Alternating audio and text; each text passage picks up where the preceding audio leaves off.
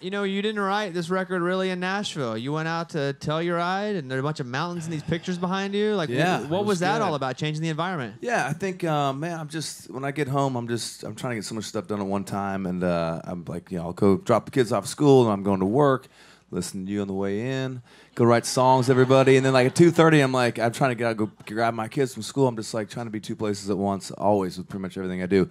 And my wife is like, you've got to like go away to make the record. I'm like, I'm already gone so much on the road. I hate to leave more, but it really was helpful. She kind of pushed me out the door, and it was just forced exile to be somewhere where you can really be creative. It's weird. Like 2:30 rolls around, and I'm not thinking about going to grab my kids. I'm actually thinking about just writing another song. So I was out there for 5-6 days with a bunch of friends, and just in a great place, and totally focused on like this idea that I had. That was a really tiny little idea that, with the right people around you, could kind of cultivate into something you could start to show people and be like, hey, what do you think of this like mountain idea? And it was just a really beautiful like experience writing it. And then while we were out there writing it so pretty, we're like, how do we get back out here to record it?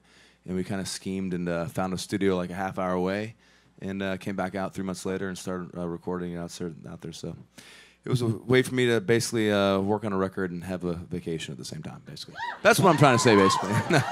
It's the iHeartCountry album release of The Mountain. Now, let's talk about the song that just went #1, Woman Amen. Yeah. I heard, if I can stop the crowd for 1 second of talking about how joyous they are to see Dierks. When I said Woman Amen, I heard 2 women go, oh. I heard that too. Did you hear that? Yeah. Oh, yeah, I count those. I'm like, yes, that's amazing.